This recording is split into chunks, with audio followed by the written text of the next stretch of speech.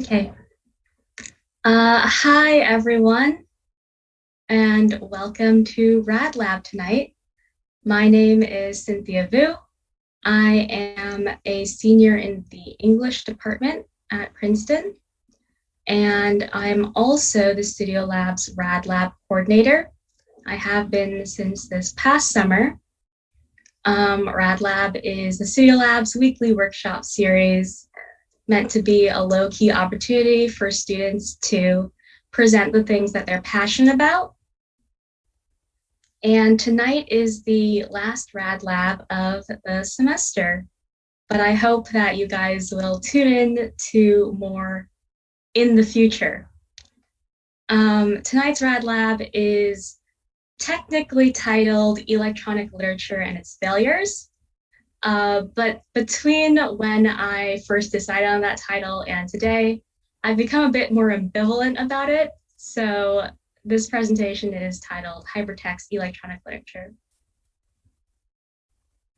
And I'm going to be talking a bit about it. I'm going to be talking about a specific text called Patchwork Girl, which was written by Shelley Jackson, and discussing some of the things that made the genre really exciting when it first emerged in the late 1980s to the early 1990s, but also ultimately what made it kind of disappear over time.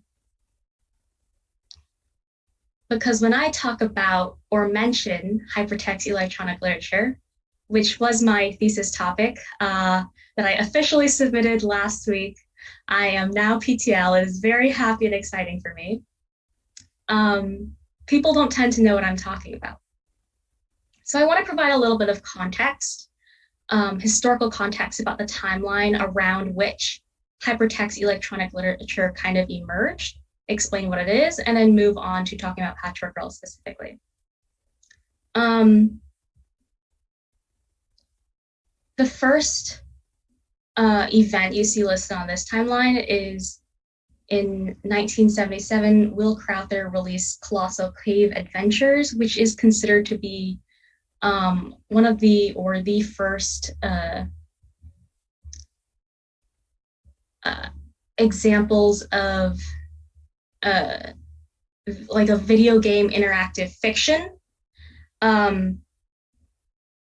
in which a participant playing the game could type in commands to move around and follow down branching paths. The history of hypertext electronic literature draws from this. It also draws from earlier print literature that also kind of works with similar ideas of branching narratives and paths, of non-traditional structures, of a lot of experimental elements that distinguish themselves from what you might think of as a regular book today, in which, at least in the English language, typically you read by opening the first page of a print book. You read from left to right, from up to down, and you start at the beginning and you end at the end. So hypertext electronic literature is something that expands on experimental works and is subversive to that kind of traditional print literature. The next event on this timeline, you see the IBM Pc was released in 1981, and then the Macintosh, that was priced at a starting point of about $1,500, and then in 1984, Macintosh released a PC priced at around $2,500. And this was novel because before IBM released this PC, which kind of redefined what a personal computer meant and was, and began entering a lot more households, computers were priced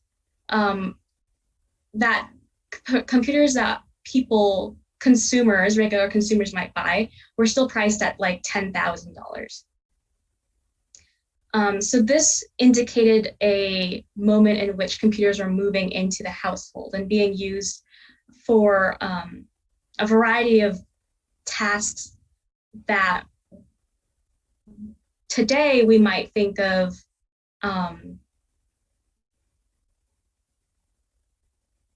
were strange to not own a computer for. In between that timeline, a publishing company and software company called Eastgate Systems emerged in 1982. And then in 1987, Eastgate Systems released the StorySpace software, which was a piece of software specifically meant for writers to be able to write serious hypertext fiction or serious hypertext literature works. The first one of which was also published in that year by Michael Joyce, called Afternoon a Story.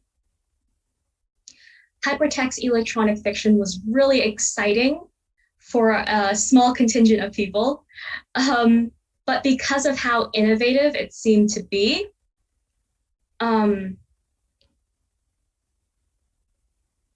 we get in 1991 Robert Coover, who was a champion for the genre, publishing a very controversial essay in the New York Times called The End of Books, essentially in which he claimed that print literature was going to die because electronic literature was going to overtake the common forms of reading that we were performing.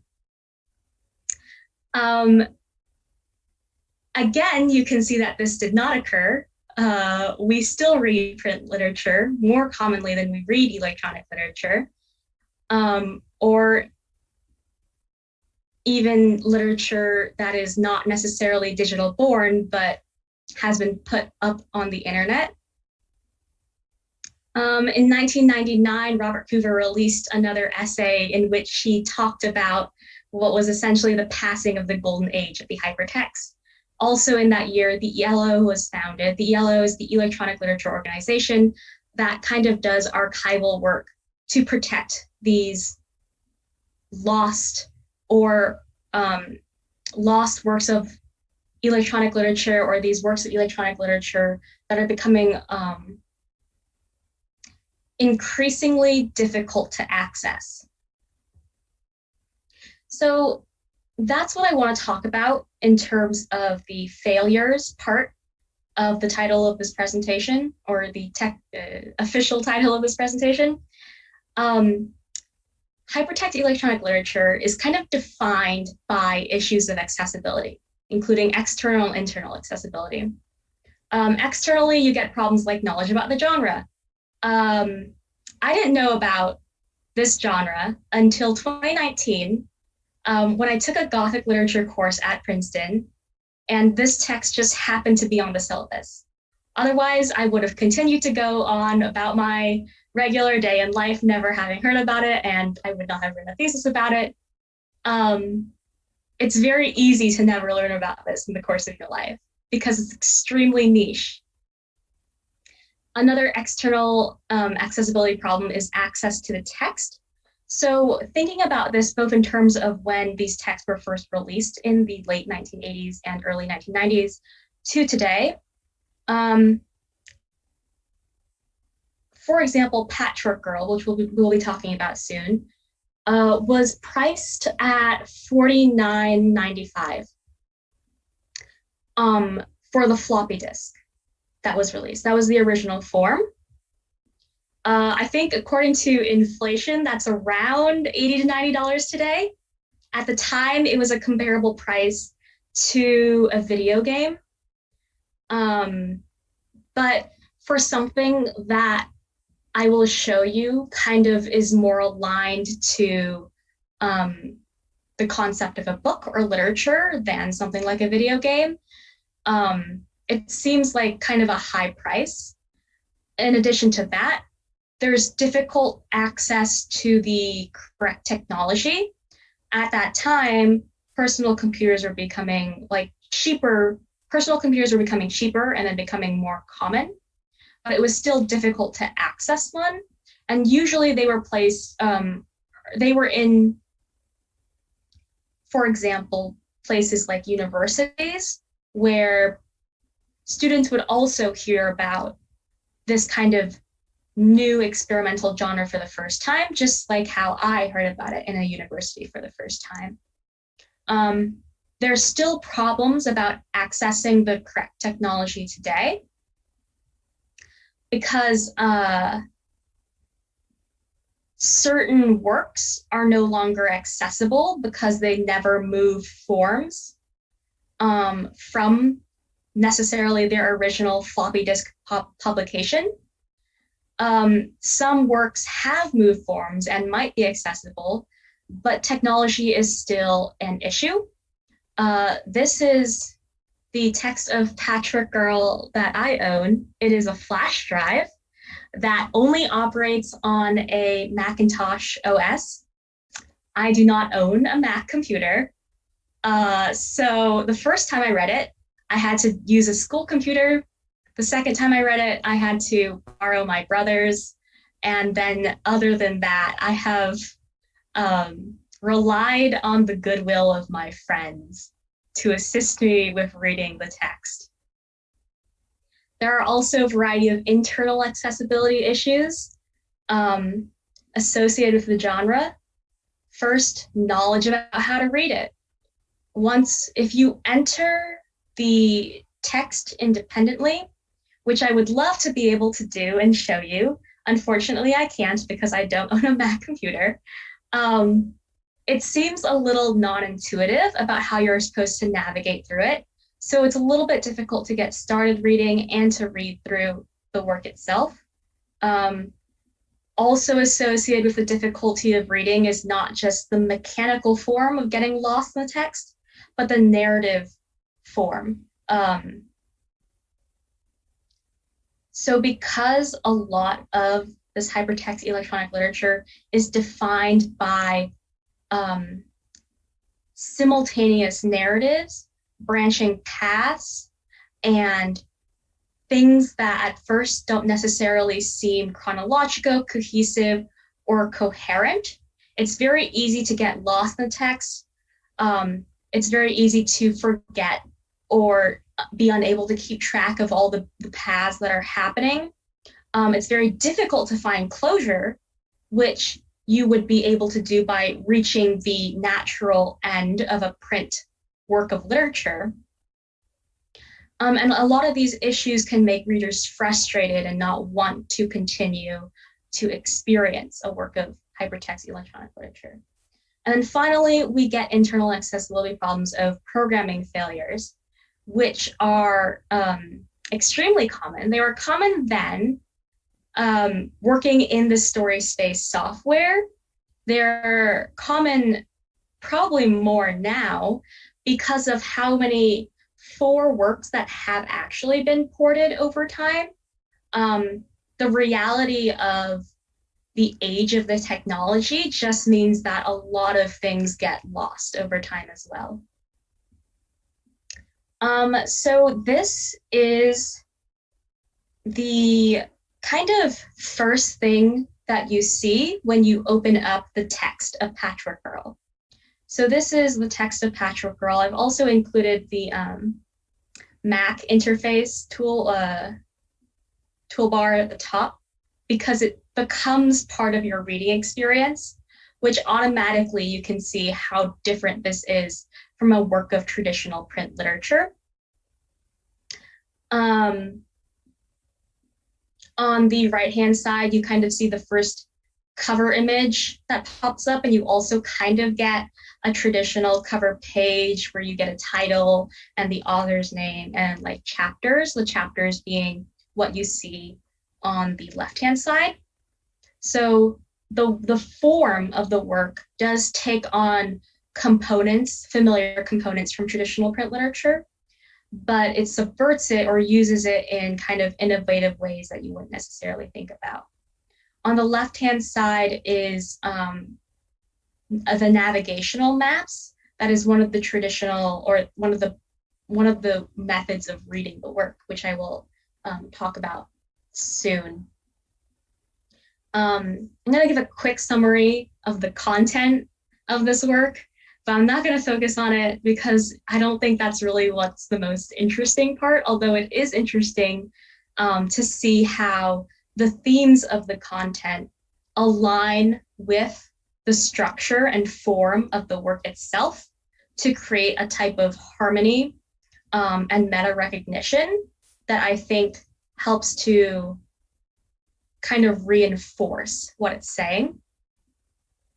But Patchwork Girl is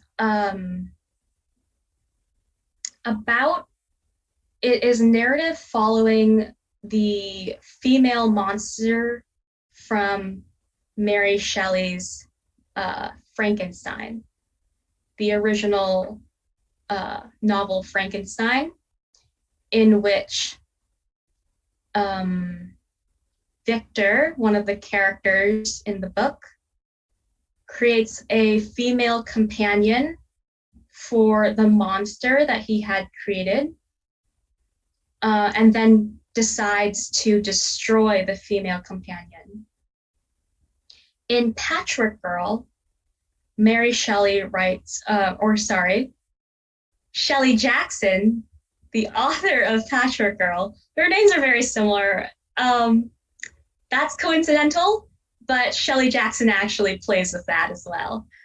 Shelley Jackson takes on a couple of different points of views, including from the perspective of this female monster, including turning Mary Shelley herself into a character, inserting her and taking on her perspective.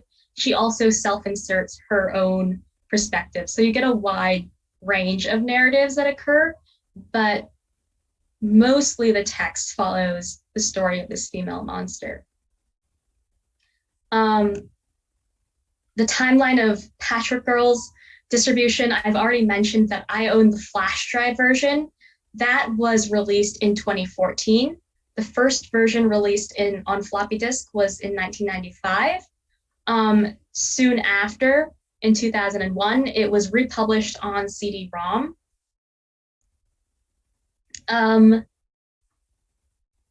Because the work itself is one of the most popular ones of the genre, and so they were getting sales, and so they wanted to make it more accessible than some of the works necessarily that might have only ever stayed on floppy disk.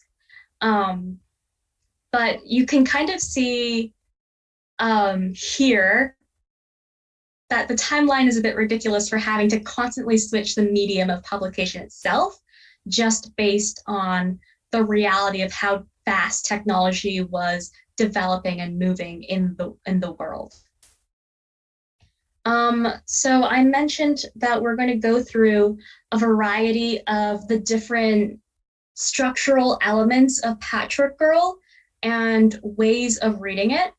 So the first thing I want to talk about is navigational maps. I've already mentioned it's what you see here on the left side and one of the main ways to go through the text. The individual boxes are what we call lexia, and they are units of text that have sentences or passages or poems or images. When you click on one of these boxes, on the right-hand side of the screen, something will pop up with that content. So on the left-hand side, you see the headstone lexia. On the right-hand side, you see the content of the headstone lexia.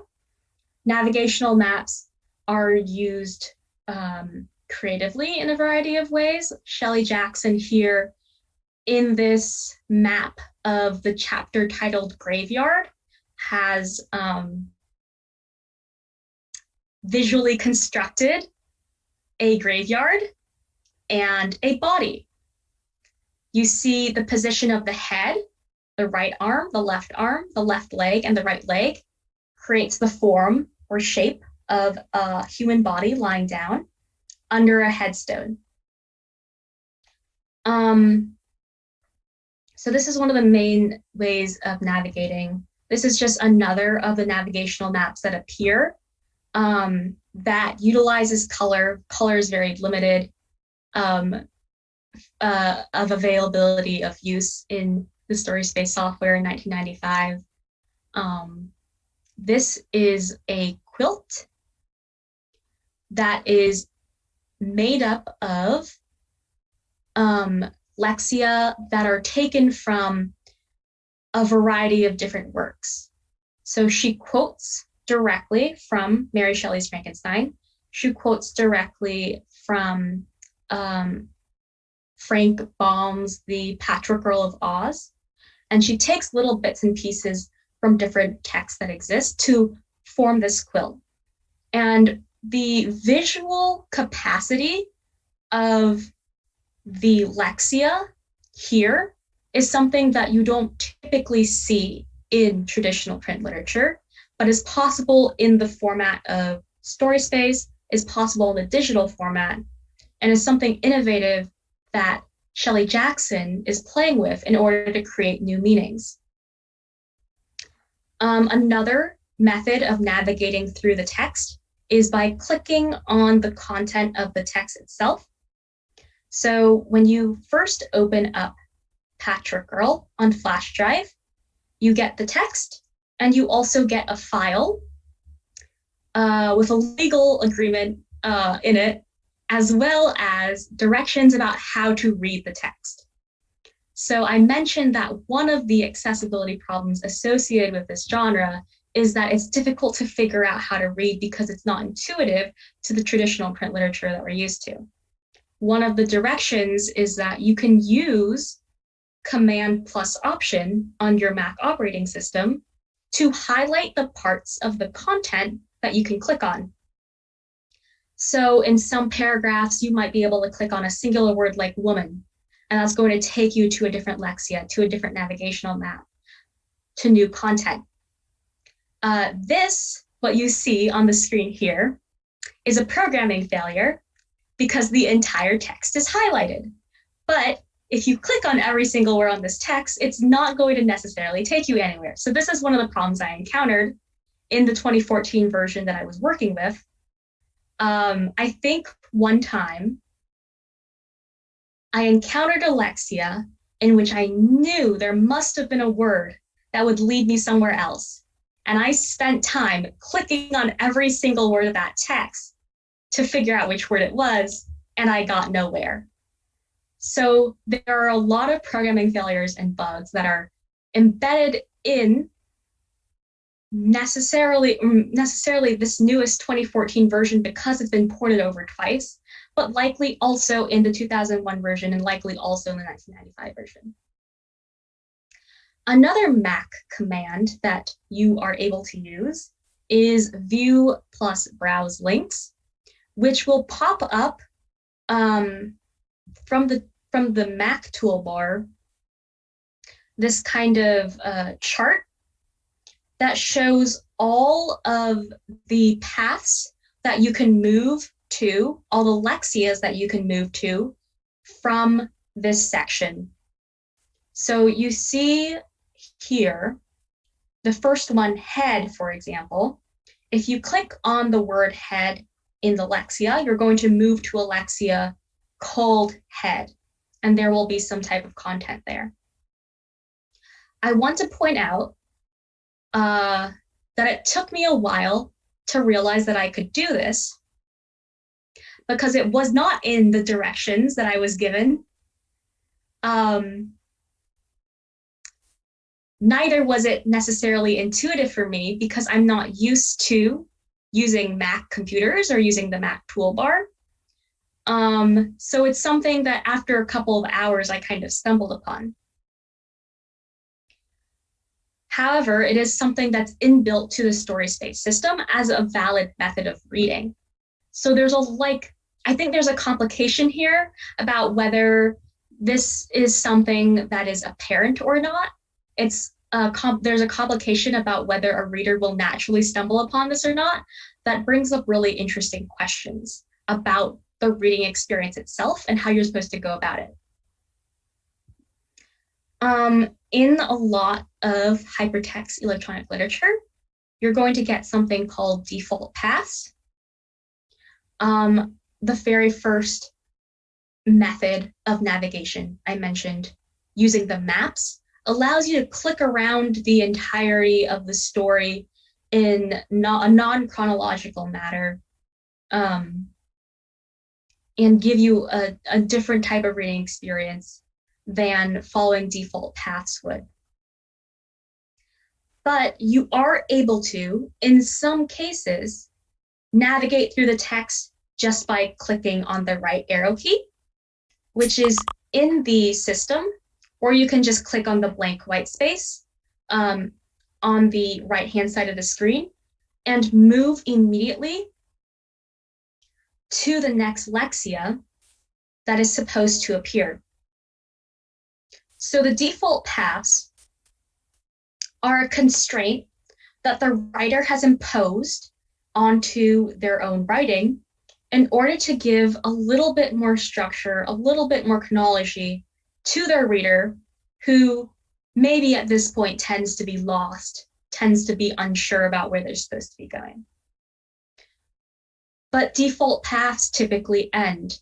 You're not going to be able to, the same way that you start a book from the beginning, flip to the next page, and end at the end, you're not going to be able to get to the end through a default path. You're just going to get at a stopping point where you're stuck and forced to choose a different method of navigation. On the right-hand side here, you'll see I used the browse links command, and one of the paths is grayed out. And that indicates that a default path has been programmed. So if you click using just the right arrow key, you're not going to be able to get to that grayed out path. But this navigational map, which I call the Madam Q map, since it starts with the lexia Madam Q, is an example of the simultaneous narratives that are inbuilt into this work of hypertext electronic literature. There are two ways to get to this map.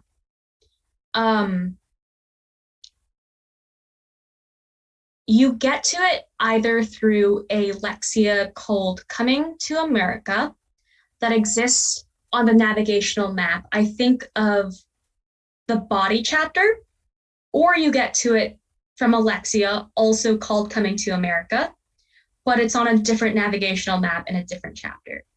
So there are two starting points. They're titled the same, but they have different content. You get to the same map, the Madam Q map. But depending on where you start, if you choose to progress through this text in the default paths, you're not going to get the same narrative. You see here in the map that it splits. You get solid ghosts or you get a spirit voice on the left or the right-hand side. Depending on where you start, if you progress through the default paths, you're only going to get one branch of this narrative, not the other one. Unless you decide to subvert the default paths and just use the navigational map as your main navigational system and click all around, do whatever you want, read the text however you want.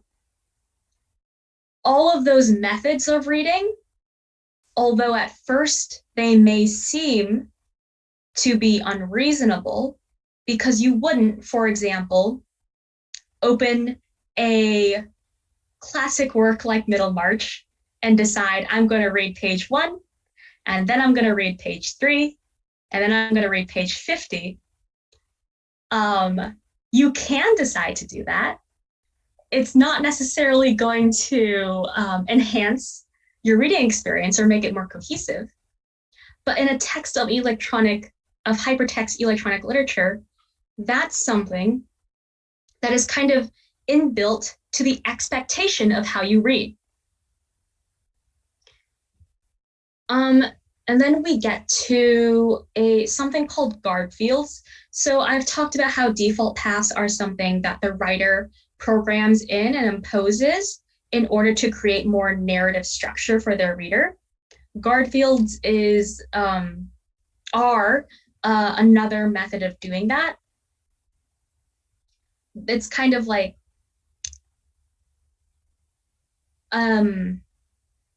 it's definitely associated with default paths because the guard field is essentially something built in so that you cannot access one lexia without having been to some previous lexia. So it requires some type of chronology.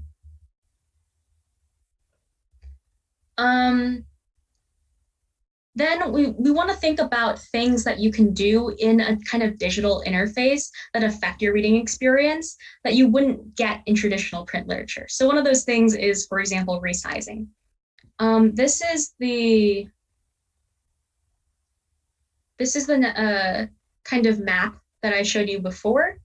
And then this is the map I'm showing you again. It's the same thing. I've just resized the right-hand side of this column. So that headstone is now pretty much it's a very skinny column now that conceivably looks maybe more like a poem. And resizing is something that we're very used to now as a capacity of what you can do with pretty much anything that exists on a digital screen or anything that exists in a virtual space. But it's valuable to think about how it is different from your capacities with other reading techniques. I'm also going to talk a little bit about navigational systems and reading methods that don't exist in the 2014 version anymore. So this is a toolbar. This is a screenshot from the How to Read Patchwork Girl document that I received in my flash drive. It contains information about things that the 2014 version of Patchwork Girl don't have, including this toolbar, which is a method of navigation by which you can move relationally up and down and around in a navigational map. I can't do that. I was never able to do that. But the how to read text that accompanies your 2014 work is from 1995. They didn't change it, is what I'm trying to say. There's something called the road map, which is another method of navigating through the text. You can see what the road map looks like here. It shows where you can go. It shows you your current lexia. It shows you how to get to your current lexia from previous lexia. It shows you how you can get to a different lexia, and it shows you the content of the text. You cannot open the roadmap feature on the 2014 version of Patchwork Girl. The only reason I knew about the roadmap feature is because in the course of my thesis research, I was doing a lot of critical reading on Patchwork Girl specifically. And I want to point out here that a lot of my knowledge and understanding of the text comes not from reading the text itself, but reading a lot of the literature surrounding it that documents things that simply no longer exist. And I think that that is very strange. If you're used to thinking about text as self-contained units, it also invites, again, another complex frustration about how you as a reader are supposed to go about your experience of a text if you can't really engage with it entirely without the context of other critical literature or other materials that help you understand how to read it. Another example of that is something called the chart view. It was actually very hard for me to find an image of what the chart view looks like, again, because it's not something that exists in the 2014 version, but you can kind of see it here. It's a hierarchical method of navigating through and reading the text in which you see all of the links kind of embedded into each other. Again, I learned about this through some other work of critical literature.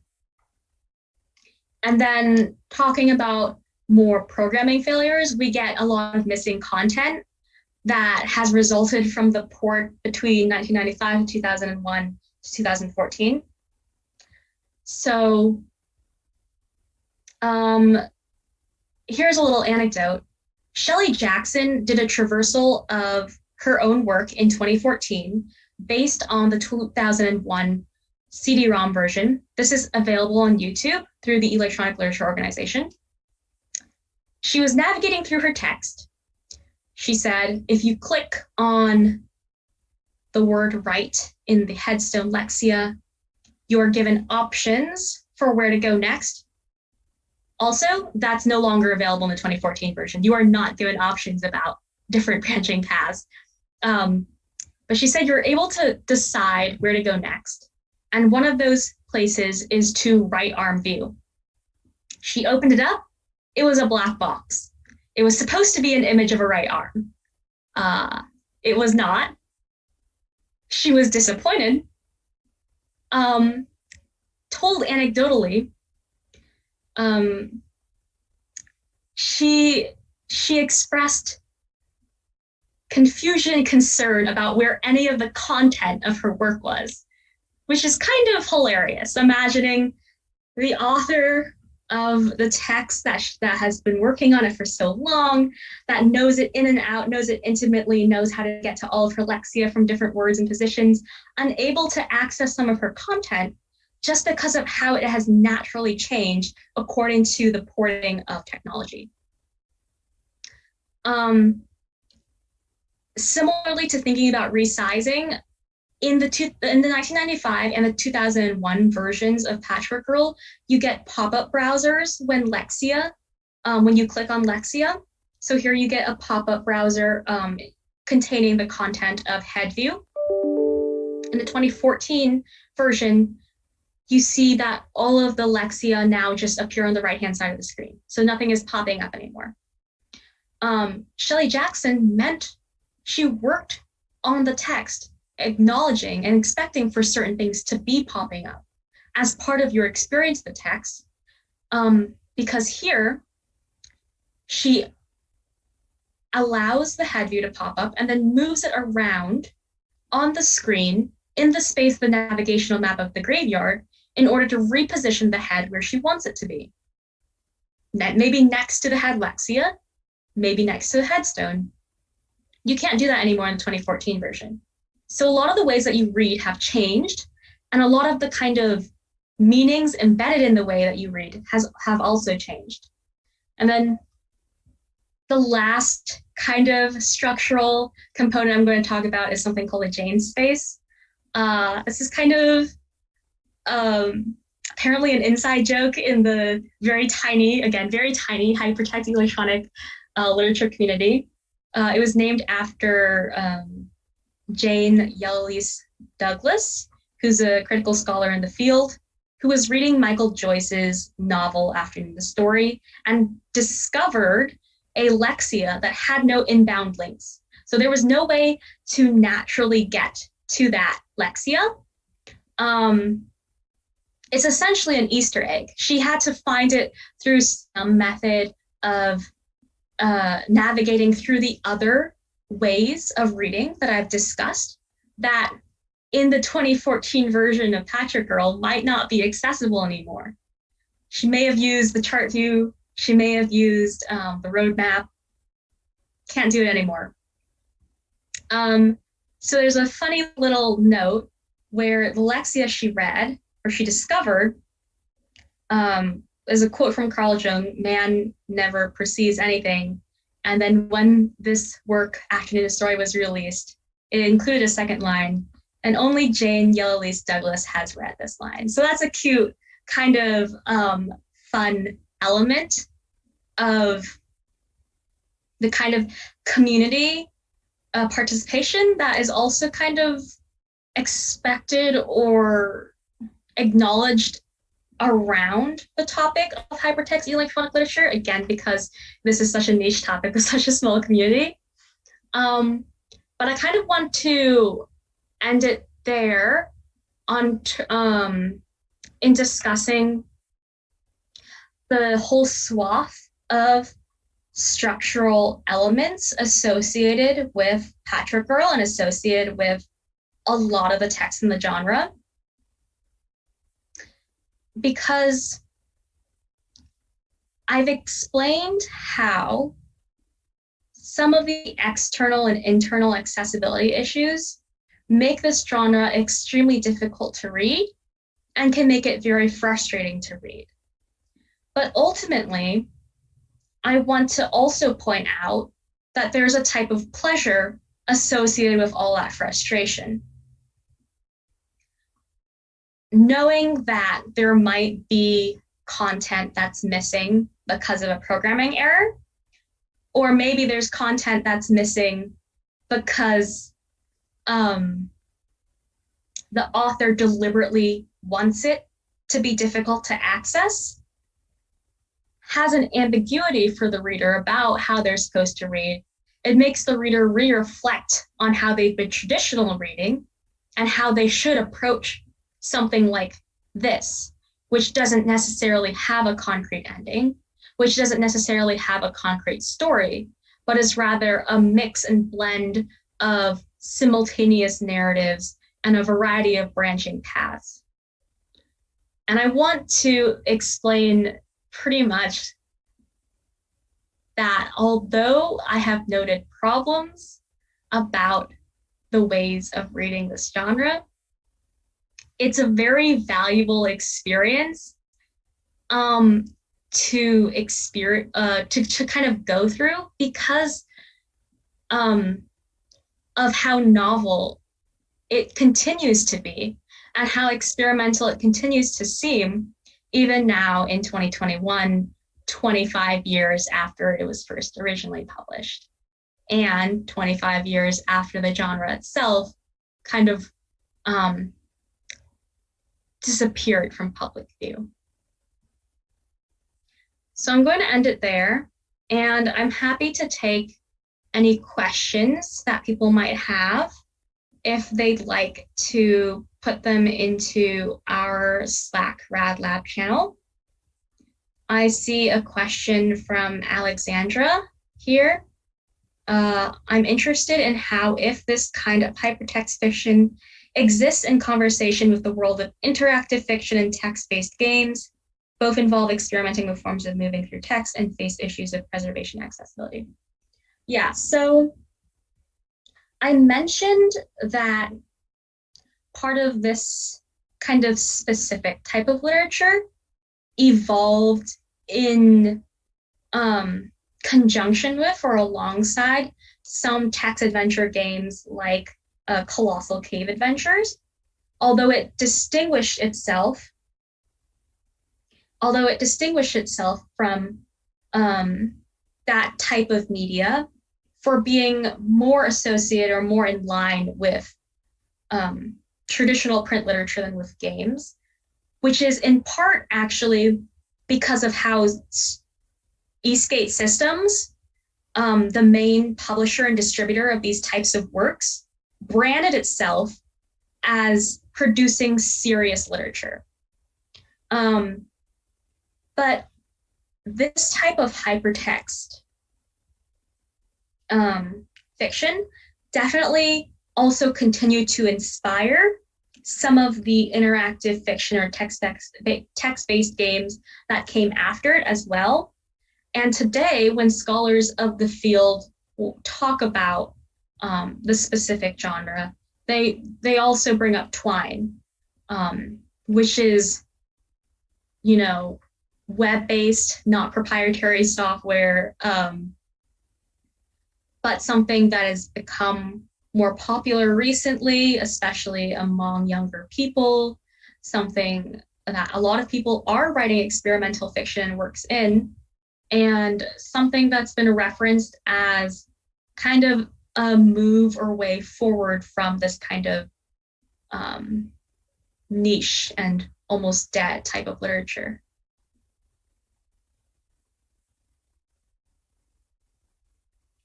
Brendan has a question. Seems like procedurally generated text adventures leaned into the unstable nature of interactive media. Any thoughts on how Choose Our Own Adventure builds on Patchwork Girl's legacy? So if you guys didn't know, um, our Studio Lab Slack channel uh, has a specific channel called Choose Our Own Adventure, which posts daily tidbits from a Choose Your Own Adventure story uh, in which you can make choices that is played collectively. So people will vote on the options on one day, and then the next day, you'll get the result and be able to vote on another option. And I think one of the stories we were playing just ended today. So if you are interested, you can kind of scroll through it and see kind of how it progressed. But to answer the question about how it builds on Patchwork Girl's legacy, what I think is interesting and innovative about Choose Our Own Adventure is how it is a collaborative process.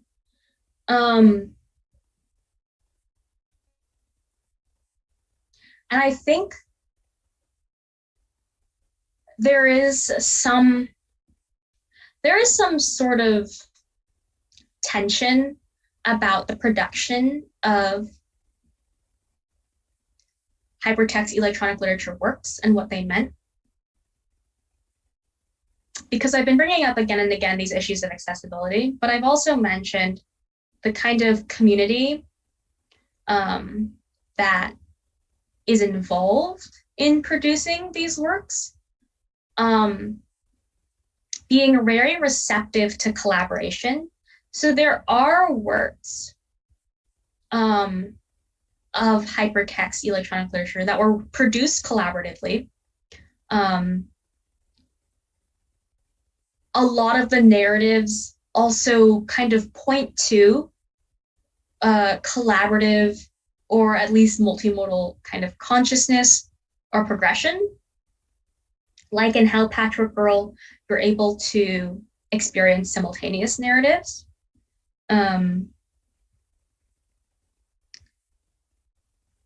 I think part of how something like Choose Our Own Adventure builds on the legacy of this super experimental genre from the 1980s to 1990s is to just try to approach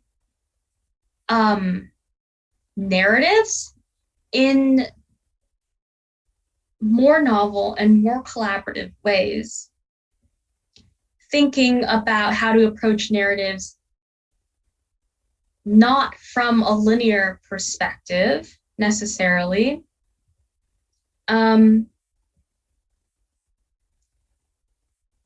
yeah, and not from how we traditionally read.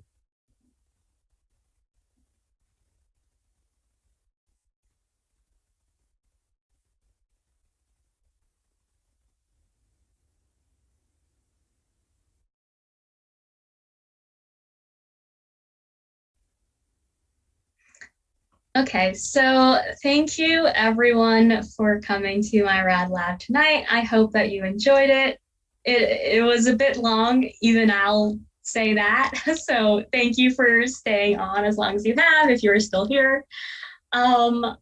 Once again, this is the last Rad Lab of the semester. It's also the last Rad Lab I'm really participating in because I am graduating. And so I really appreciate everybody who supported the project and initiative since its inception. And I really appreciate everybody who's come out here tonight. And that's all for me. I'm signing off. Thank you very much.